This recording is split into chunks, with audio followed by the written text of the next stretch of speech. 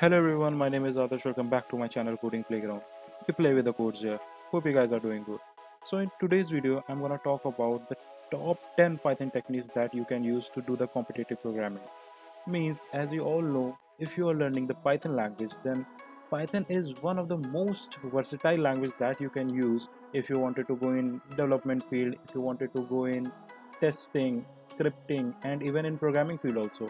Means, if you wanted to be a competitive programmer, you can opt the Python language because Python language is one of the easiest language that you can use while doing the competitive programming because Python have very easy syntax that you can use while coding, and it's also save your time while doing the coding. So guys, in today's video I'm going to talk about top 10 Python techniques that you can use while doing the competitive programming. Means it will also reduce your time to write the code, and you can write also the efficient code that you can use while doing the coding. So guys, the first technique that I'm going to discuss is find the most frequent value in a list. Means which number have come in the list maximum time. So the technique is, you guys already know that what is a max function. So guys, if you apply max function on a list, so what will be the output? Means if you have a list of uh, 1 2 4 4 4 1 1 11 5 6 2. So guys, if we say max of a, so then what will be the output? 56, because 56 is the maximum value that is in the list. But guys, it shows that max function always gives the value that is the maximum in that list. But if you wanted to find that what will be the most frequent value in the list, then you will somehow manipulate this function to get the maximum values. So guys, the thing is, how can you manipulate the max function? Means आप किस तरीके से max function को manipulate कर सकते हो? तो जैसा कि आपने देखा होगा कि आप हमेशा max function में हमेशा एक argument को पास करते हो, that is container. Container can be either list, set, and any another thing that contains the multiple values. So ऐसा नहीं है कि मैक्स फंक्शन में सिर्फ एक वैल्यू जा सकती है, मैक्स फंक्शन में एक और हमारी ऑप्शनल वैल्यू होती है जिसको कहते हैं हम लोग की. सो गाइस, की करता ये है कि वो डिक्लेयर करता है कि मैक्स फंक्शन वर्क किस तरीके से करेगा. तो अगर एक अप्रोच सोचें कि अगर हम लोग के पास एक ऐसा कंटेनर हो जिसके अंदर सारे यूनिक एलिमेंट हो जिस लिस्ट की हमको वैल्यू चाहिए, तो हम लोग सबसे पहले यूनिक वैल्यू का कंटेनर बनाने के लिए क्या कर सकते हैं? तो गाइस, हम लोग सेट फंक्शन का यूज़ करेंगे. सेट फंक्शन गाइस क्या करेगा? इस सेट फंक्शन ये करेगा कि इसमें जितनी भी यूनिक वैल्यू होंगी उसको कैलकुलेट कर देगा. तो गाइस, हम लोग सेट फंक्शन का यूज़ करते हैं. यहाँ पे हमने सेट लिखा तो हमारे पास पहला आर्गुमेंट आ गया, means container of the unique values. Now we have to declare the key. अगर हम लोग निकालें उसको काउंट के बेसिस पे कि उसमें ए में जितने भी जो भी एलिमेंट होंगे उसे काउंट निकाल दें, तो अगर हम लोग इसको रन करा के देखें तो गाइज उसने क्या बता दिया? 4. तो देखिए 4 किस तरीके से आ गया, क्योंकि 4 को देखिए गाइज यहाँ पे सबसे ज़्यादा बार आया है, क्योंकि देखिए 4 1 2 3 टाइम्स आया है और बाकी जितनी भी वैल्यूज़ है वो इससे कम आई हुई है. तो गाइज इस तरीके से हम लोग the most frequent value in the list में निकाल सकते हैं, और आप ऐसे ही मैनिपुलेट कर सकते हैं कि इसको बहुत अलग अलग तरीके से, जिससे कि आप मैक्स फंक्शन को अलग अलग तरीके से यूज़ कर सकते हैं वाइल कोडिंग. तो गाइज ये एक बहुत छोटा सी टेक्निक है, बट ये बहुत ही ज़्यादा यूज़फुल आने वाली है अगर आप कॉम्पिटिटिव कोडिंग करने वाले हैं. क्योंकि आप अगर नॉर्मल कोडिंग सी पे करेंगे या आप किसी अदर लैंग्वेज पे करेंगे तो बहुत ही ज़्यादा टाइम लगेगा. इवन आपको लूप भी यूज़ करना पड़ेगा, बट इसमें ना ही आपको लूप यूज़ करना पड़ा, ना ही कोई भी चीज़ यूज़ करनी पड़ी. डायरेक्टली आपके पास द मोस्ट फ्रीक्वेंट वैल्यू आ गई.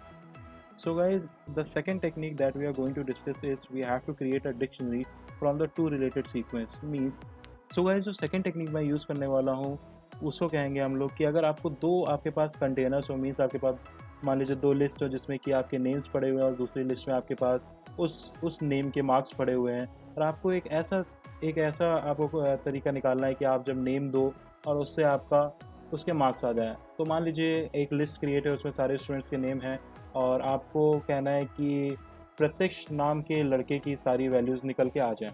तो गाइस, आप क्या करेंगे कि आप सबसे पहले जो आपकी नेम्स की लिस्ट होगी उसमें इटरेट करेंगे और उसकी इंडेक्स निकालेंगे. फिर क्या करेंगे, आप उस इंडेक्स को मार्क्स में कैलकुलेट करेंगे कि वो कहाँ पे, और उस इंडेक्स की वैल्यू निकालेंगे. तो guys, it is a easy process, but it is also a lengthy process. So if you wanted to do it in a very easy way, then we can use a function that is called zip. तो guys, zip function क्या करता है, वो दो containers को साथ में लेता है और जो वैल्यू वो बाहर निकालता है वो एक एक करके निकालता है। मीन्स वो सबसे पहले जीरो इंडेक्स की वैल्यू निकालेगा, लेकिन इसकी खासियत ये है कि दोनों लिस्ट से जीरो इंडेक्स की वैल्यू निकालेगा। तो मान लीजिए आपको एक डिक्शनरी क्रिएट करनी है, तो डिक्शनरी क्रिएट करने के लिए आपके पास कंस्ट्रक्टर होता है डिक्शनरी का, जिसको कहते हैं हम लोग डिक। तो गाइस जिप फंक्शन को किस तरह यूज़ किया जा सकता है?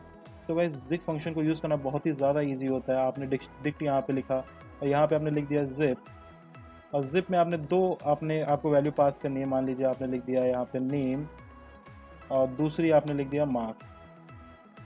तो आप सबसे पहले एक दो लिस्ट यहाँ पे क्रिएट कर लेते हैं हम लोग। नेम में हमने मान लीजिए यहाँ पे लिख दिया ADA, फिर हमने लिख दिया यहाँ पे PAK, फिर यहाँ पे हमने लिख दिया रॉबिन,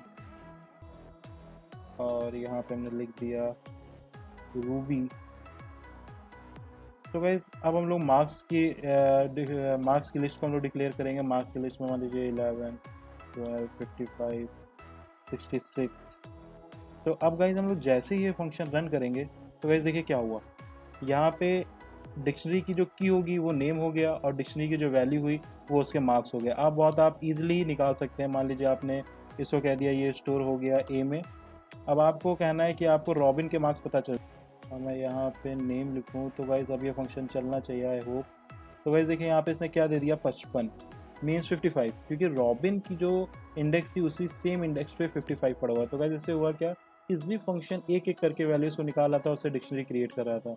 तो गाइस इस तरीके से आप दो रिलेटेड सीक्वेंस से एक डिक्शनरी भी क्रिएट कर सकते हैं। गाइस ये बहुत ही ईजी तरीका है, और इस तरीके को आप बहुत ज़्यादा यूज़ कर सकते हैं, और जिप फंक्शन से आप बहुत ही ज़्यादा तरीके से कोड कर सकते हैं। तो गाइस ये बहुत ही ज़्यादा एक यूज़फुल तरीका हो गया। अब मान लीजिए जो थर्ड टेक्निक जो हम लोग डिस्कस करने वाले हैं वो बहुत ही ज़्यादा यूज़फुल टेक्निक है, कि अगर मान लीजिए आपके पास लिस्ट दी गई है जिसमें आपके साथ साथ बहुत ज़्यादा वैल्यूज़ हैं। अब आपको करना क्या है, जैसे इसमें लिखा है कई सारी स्ट्रिंग्स पड़ी हुई, लेकिन इन सारी स्ट्रिंग्स को एक साथ कंबाइन करके एक सिंगल स्ट्रिंग क्रिएट करनी है। तो गाइस आप क्या करेंगे, मान लीजिए अगर सिंपल टेक्निक भी मैं अगर डिस्कस करूँ तो आप सबसे पहले एक एम्प्टी स्ट्रिंग डिक्लेयर करेंगे। फिर आप क्या करेंगे, for I in list of string, फिर क्या करेंगे आप इसमें जोड़ते जाएंगे वो स्ट्रिंग को। तो गाइज अगर हम लोग ए को प्रिंट करेंगे अब, तो देखिए गाइज यहाँ पे क्या हुआ, इसने पूरी स्ट्रिंग को जोड़ दिया। बट गाइज यहाँ पे फॉर लूप चल रहा है, फिर हम लोग जोड़ भी रहे हैं, तो एक ये भी कहेंगे एक तरीके से लेंदी प्रोसेस है। तो इसको शॉर्ट करने के लिए एक फंक्शन होता है जिसको हम लोग कहते हैं ज्वाइन फंक्शन। तो गाइज ज्वाइन फंक्शन यूज़ करना बहुत ही ईजी होता है। सबसे पहले हम लोग डिक्लेयर करते हैं जो भी हम लोग की स्ट्रिंग जुड़ेगी वो किससे जुड़ेगी। मीन्स अगर आपके स्ट्रिंग ऐसे आई है फिर लव है, तो आई और लव के बीच में क्या आना चाहिए। अगर आपको कोई भी नहीं, कुछ भी चीज़ नहीं चाहिए, तो आप डायरेक्टली यहाँ पे कुछ इसके अंदर कुछ डिक्लेयर मत कीजिए। अगर आपको स्पेसेस चाहिए तो आपने यहाँ पे कह दिया स्पेस, फिर आपने क्या किया, पूरी स्ट्रिंग को क्या करना है हम लोग को ज्वाइन। तो हम लोग सीधे क्या लिखेंगे, डॉट ज्वाइन, और ज्वाइन लिखने के बाद हम लोग क्या करेंगे, जो भी लिस्ट होगी उसको अंदर पास कर देंगे। अब प्रिंट करेंगे तो गाइस देखिए यहाँ पे क्या प्रिंट हो गया, I love coding playground, please subscribe the channel. तो गाइस इससे क्या हुआ कि अगर हम लोग मान लीजिए यहाँ पे हम लोग स्पेस हटा देंगे, फिर इसको एंटर करिए, देखिए इसने यहाँ से स्पेस हटा दिया, बाकी पूरी स्ट्रिंग को जोड़ दिए। अब मान लीजिए हमने कह दिया यहाँ पे एट द रेट लिख दिया, एट द रेट। अब देखिए जो भी यहाँ पे स्ट्रिंग जुड़ रही है सबके बीच में एट द रेट आ गया है। आपने यहाँ पे मान लीजिए लिख दिया है, मान लीजिए यहाँ पे आपने परसेंटेज का साइन यूज़ कर लिया, तो देखिए आप परसेंटेज से जुड़ गया। तो वैसे इस तरीके से आप ज्वाइन फंक्शन का यूज़ करके बहुत ही ज़्यादा लंबी लिस्ट को जिसके अंदर स्ट्रिंग की वैल्यूज़ पड़ी हो उनको एक साथ कॉन्कैटिनेट कर सकते हैं, और बहुत ही शॉर्ट टाइम में ये हो जाएगा। तो इस तरीके से आप बहुत ही ईजिली किसी भी मल्टीपल स्ट्रिंग्स को एक सिंगल स्ट्रिंग में कन्वर्ट कर सकते हैं। तो गाइज अब जो नेक्स्ट टेक्निक जो हम लोग डिस्कस करने वाले हैं, तो उसको हम लोग कह सकते हैं कि ये एक तरह का प्रोग्राम भी है, और एक तरीके से एक मॉड्यूल का हम लोग फंक्शन का यूज़ करेंगे, जिससे कि हम लोग बहुत जल्दी ही वो चीज़ जो प्रोग्राम हम लोग क्रिएट करने वाले हैं बहुत जल्दी अचीव हो जाए। तो गाइज अगर मान लीजिए आपको चेक करना है कि दो वर्ड्स एनाग्राम है कि नहीं है, तो जो पहला क्वेश्चन जो हमारे दिमाग में उठता है वो होता है कि एनाग्राम होता क्या है, एनाग्राम है किस चीज़ का नाम। तो एनाग्राम ये होता है, मान लीजिए आपके पास एक वर्ड हो जिसका नाम हो AKA। मान लीजिए आपने यहाँ पे लिखा AKA, AKAP। अब मान लीजिए ये एक वर्ड है, और दूसरा वर्ड आपके पास है KAPA। तो वैसे देखने में तो दोनों वर्ड अलग लग रहे हैं, बट गाइस एक चीज़ ध्यान से देखिएगा, जो लेटर जितनी बार इसमें यूज़ हुआ है वही लेटर इतनी बार इसमें भी यूज़ हुआ है ना। तो गाइज यही होते हैं एनाग्राम्स। अगर दो स्ट्रिंग मे बी वो डिफरेंट हो सकती हैं आपस में, बट उनमें जो भी लेटर यूज़ हो रहे हैं और उन जो लेटर्स का काउंट हो वो दोनों सेम होगा, तो वो दोनों आपस में एनाग्राम हो जाएंगी। तो गाइज सुनने में बहुत ही ज़्यादा कॉम्प्लिकेटेड लग रहा होगा, बट इसको बनाने का बहुत ही ज़्यादा ईजी तरीका है। अगर हम लोग, लेकिन इसमें हम लोग यूज़ करेंगे पाइथन के एक मॉड्यूल का जिसका नाम होता है कलेक्शन, और कलेक्शन के अंदर एक फंक्शन होता है जिसका नाम होता है काउंटर। तो गाइज काउंटर फंक्शन करता ये है कि वो जो भी उसके अंदर यूनिक वर्ड्स होते हैं उनका काउंट निकाल देता है और एक डिक्शनरी क्रिएट कर देता है। मीन्स उसने एक डिक्शनरी ऐसी क्रिएट की जिसके अंदर उसके यूनिक एलिमेंट का वैल्यू पड़ी होगी कि वो कितनी बार आया हुआ है। अगर मान लीजिए मैं जो पहली स्ट्रिंग है उसका काउंट निकाल लूँ काउंटर फंक्शन से, फिर जो दूसरी स्ट्रिंग है उसका काउंट निकाल लूँ दूसरा काउंट निकाल लूँ काउंटर फंक्शन से, और दोनों को कंपेयर कर दूँ, वो दोनों सेम हो गए, तो मीन्स वो हमारी दोनों वर्ड्स आपस में सेम है। तो यहीं पे हम लोग ये अप्रोच यूज़ करके हम लोग निकालेंगे कि क्या दो वर्ड्स आपस में एनाग्राम है कि नहीं है। तो मान लीजिए आपने लिख दिया वर्ड वन इक्वल टू, पहला वर्ड आपने मान लीजिए यही लिख लिया AKAP, और दूसरा वर्ड आप इसको वर्ड वन कर देते हैं हम लोग, और दूसरा वर्ड टू को हम लोग कह देते हैं KAPA। तो गाइस अब हम लोग काउंटर फंक्शन का यूज़ करने वाले हैं। मान लीजिए एक वेरिएबल है जिसका हम लोग ने, या कह सकते हैं हम लोग डायरेक्ट इफ फंक्शन का यूज़ करेंगे। If counter of AKAP equal to counter of, यहाँ पे हम लोग डायरेक्टली वर्ड वन भी लिख सकते हैं क्योंकि हम लोग पहले डिक्लेयर कर चुके हैं।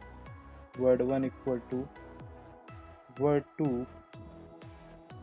तो गाइज हमने यहाँ पे प्रिंट फंक्शन के अंदर हम लिख देंगे, प्रिंट फंक्शन हम लोग लिख दिया मान लीजिए एनाग्राम, और एल्स में हमने लिख दिया कि प्रिंट नॉट एनाग्राम।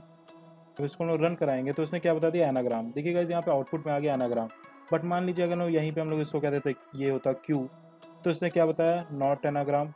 अगर मान लीजिए हमने अब यहाँ पे इसको यहाँ पे हमने क्यू कर दिया होता, तो गाइज उसने फिर से बता दिया एनाग्राम है। तो गाइज काउंटर फंक्शन का यूज़ करके हम बहुत ही ईजिली पता कर सकते हैं कि दो वर्ड्स एनाग्राम है कि नहीं है। अगर हम लोग प्रिंट करें काउंटर ऑफ वर्ड वन, तो गाइज देखिए उसने क्या दिया, एक डिक्शनरी क्रिएट की जिसमें भी उसके जो भी वैल्यूज़ थी उनका काउंट निकाल दिया। एक यूनिक एलिमेंट था उसका काउंट क्या उसने बताया 2 है, के एक यूनिक एलिमेंट था उसका काउंट बताया 1 है, क्यू एक यूनिक एलिमेंट था उसका काउंट बताया 1 है। तो गाइज इस तरीके से काउंटर फंक्शन यूज़ होता है जिससे कि हम लोग पता कर सकते हैं कि दो वर्ड्स आपस में एनाग्राम है कि नहीं है। तो गाइज ये भी एक बहुत ही ईजी एंड बहुत ही इफेक्टिव टेक्निक है जिसका आप यूज़ आगे फ्यूचर में कर सकते हैं। सो गाइज जो नेक्स्ट टेक्निक आप लोग डिस्कस करने वाले हैं, to check that what operation can be performed on element by using the DIR function. Means आपको पता करना है कि आप अगर आपके पास कोई एक वेरिएबल है उसके ऊपर हम लोग कौन कौन से फंक्शंस को अप्लाई कर सकते हैं। क्योंकि गाइज अगर आप एक पाइथन अभी आपने शुरू की है तो आप नहीं जानते होंगे कि इन सब चीज़ों कौन से वेरिएबल के ऊपर, मीन्स आपके पास लिस्ट है तो आप कौन कौन से फंक्शंस को यूज़ कर सकते हो, आपके पास स्ट्रिंग है तो आप कौन कौन से फंक्शंस को यूज़ कर सकते हो। आपको वो सब चीज़ें याद करनी होंगी। बट गाइज यहाँ पे एक बहुत ही सिंपल तरीका है कि आप DIR फंक्शन का यूज़ करके पता कर सकते हो कि आप कौन कौन से फंक्शन इस पर्टिकुलर वेरिएबल के ऊपर यूज़ कर सकते हो। मान लीजिए आपके पास एक लिस्ट है, मान लीजिए लिस्ट मैं ऊपर से कहीं से कॉपी कर लेता हूँ। लिस्ट मैंने ये कॉपी कर ली, मैंने यहाँ पे आके पेस्ट कर दिया।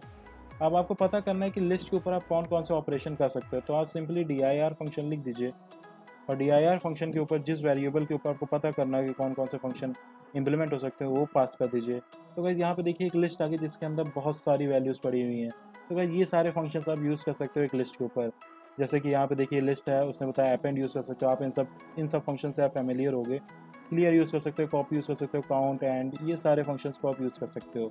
तो गाइज़ ये एक फंक्शन है जो बहुत ही हैंडी होता है, बहुत ही ईजिली हम लोग यूज़ कर सकते हैं। मान लीजिए आपके पास एक ए वेरिएबल है जिसमें आपके पास एक स्ट्रिंग है जिसके लिखा हुआ है सब्सक्राइब। अब आपको पता करना है कि स्ट्रिंग के ऊपर कौन कौन से फंक्शंस आप यूज़ कर सकते हो। तो आपने सिंपली क्या किया, DIR ऑफ ए। तो उसने क्या किया, उसने देखिए एक ये सब दे दिया कि आप उसके ऊपर कैपिटलाइज फंक्शन का यूज़ कर सकते हो, केस फोल्ड फंक्शन यूज़ कर सकते हो, और आप लोग उसके ऊपर क्या क्या यूज़ कर सकते हो, और स्वैप केस यूज़ कर सकते हो, स्ट्रिप यूज़ कर सकते हो, स्टार स्विच यूज़ कर सकते हो।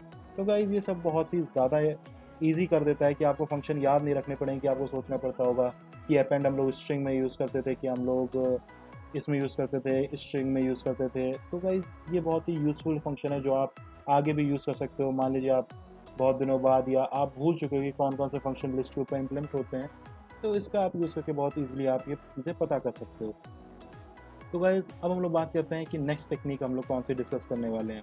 तो गाइज़ आपने अभी तक कंडीशनल स्टेटमेंट सुने होंगे, बट कंडीशनल स्टेटमेंट को यूज़ करने का एक नया तरीका हो।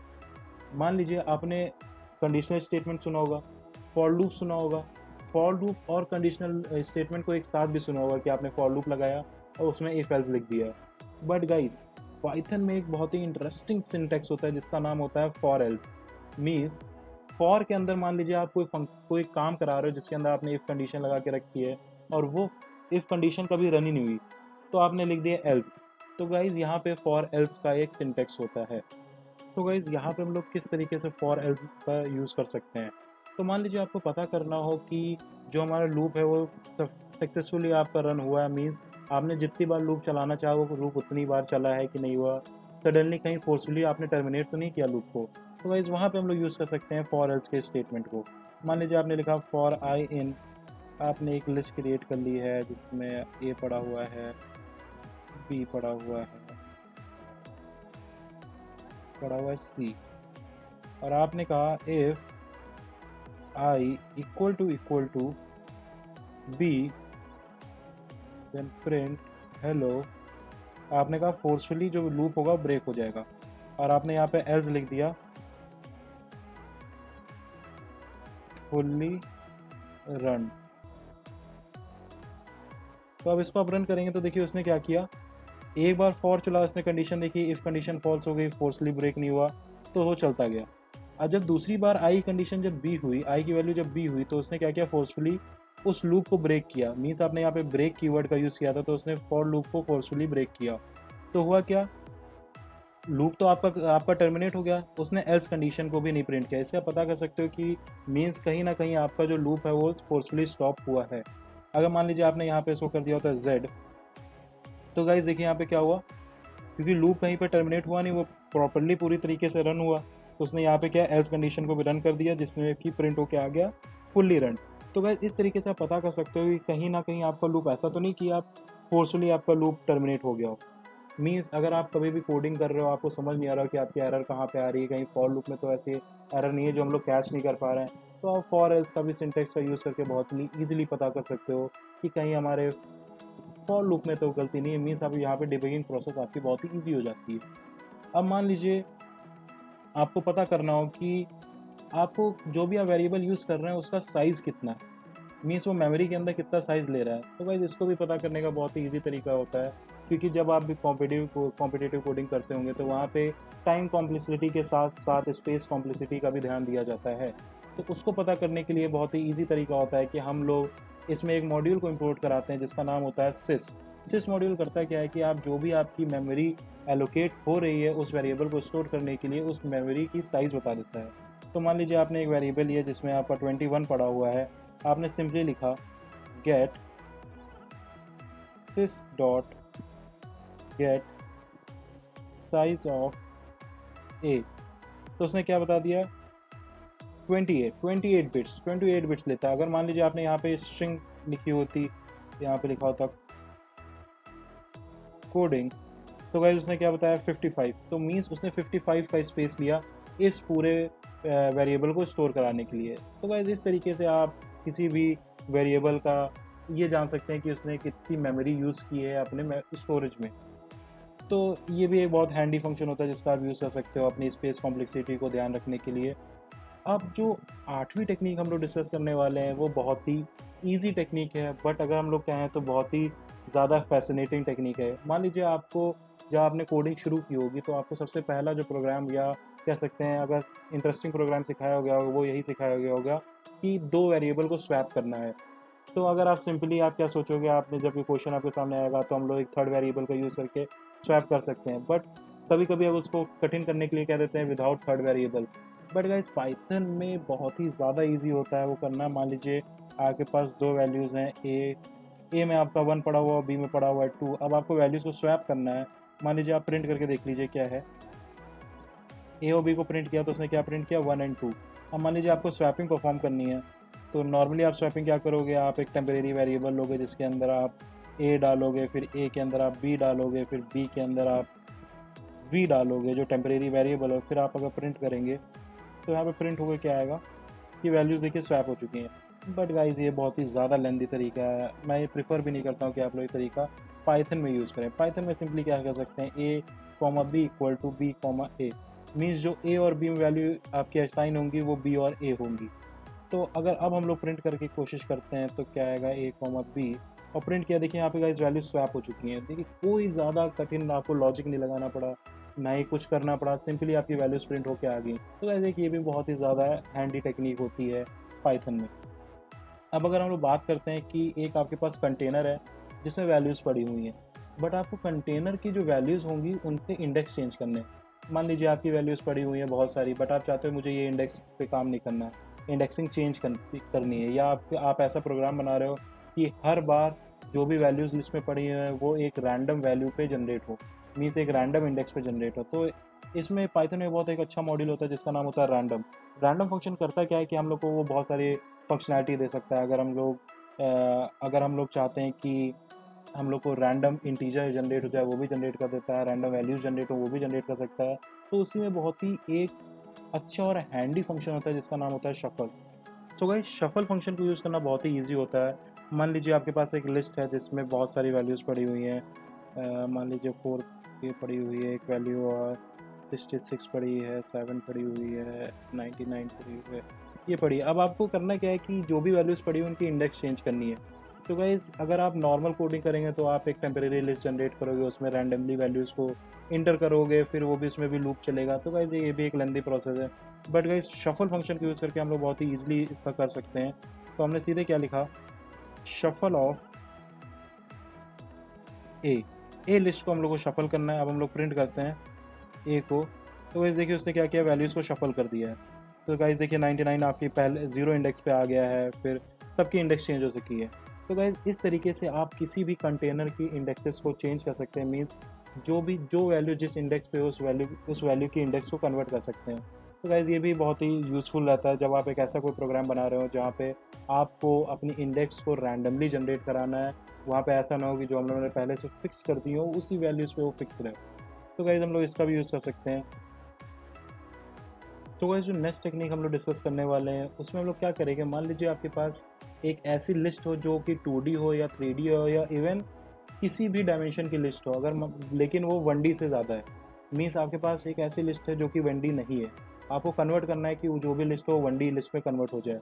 तो गाइस ये भी करने के लिए आप इवन लूप चलाओगे, लूपिंग करोगे, इवन आप बहुत जितनी डायमेंशन की लिस्ट होगी उतने ज़्यादा आपको नेस्टेड लूप का यूज़ करना पड़ेगा। बट गाइस पाइथन में एक बहुत ही ईजी तरीका होता है जिसका हम लोग यूज़ कर सकते हैं, लेकिन इसको यूज़ करने के लिए हम लोग को एक लाइब्रेरी को इंपोर्ट कराना पड़ता है जिसका नाम होता है ईटर टूल्स।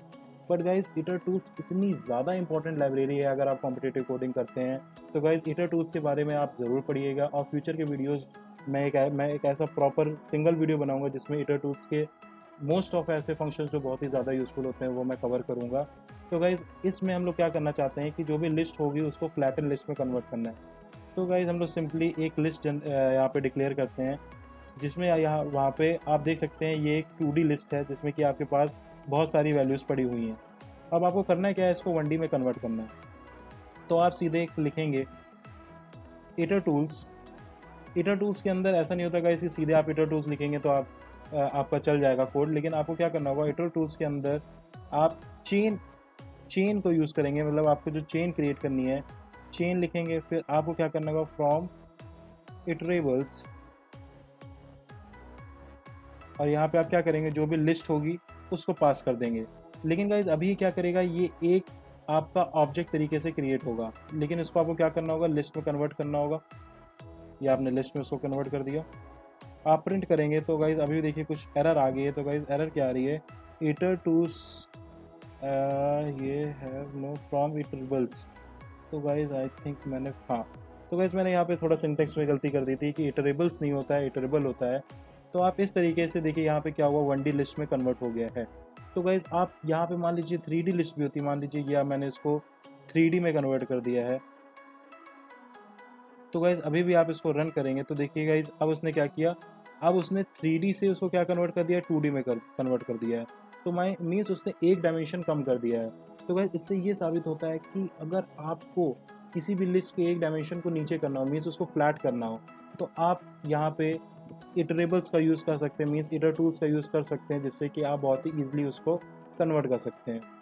तो गाइज़ इस वीडियो में सिर्फ इतना है। अगर आपको एक इनमें से कोई भी टेक्निक आपको लग रहा है जो आपके लिए यूज़फुल है या फ्यूचर में यूज़ करने वाले हैं, तो गाइज़ आप वीडियो लाइक ज़रूर कर देना और ये वीडियो शेयर भी ज़रूर कर देना जो भी पाइथन के ऊपर वर्क कर रहे हैं, जिनके लिए ये वीडियो इंपॉर्टेंट हो सकता है। तो guys thank you for watching this video. And guys अगर आपको सी प्रोग्रामिंग में आपको कॉम्पिटिटिव कोडिंग करनी है या आपको गेट के एस्पिरेंट हो, आप गेट की तैयारी कर रहे हो, जिसमें आपको बहुत ही डीप कॉन्सेप्ट्स के बारे में जानना हो सी लैंग्वेज में, तो गाइज़ एक बहुत ही अच्छा चैनल है जो आपको बहुत ही यूनिक तरीके से आपको बताएगा कि किस तरीके आप सी लैंग्वेज का यूज़ करके आप ये सब चीज़ें बहुत ही ईज़िली डिबग कर सकते हो। बहुत ही कूल तरीके से, बहुत ही फ़न तरीके से वो चैनल आपको सिखाएगा। तो गाइज़ मैं उस चैनल का लिंक आपको डिस्क्रिप्शन में डाल दूँगा। गाइज़ प्लीज़ उसको चेकआउट ज़रूर कर लीजिएगा। अगर आपको चैनल अच्छा लगे तो सब्सक्राइब भी ज़रूर कर लीजिएगा। तो thank you guys for watching this video and hope you guys like it. Thank you.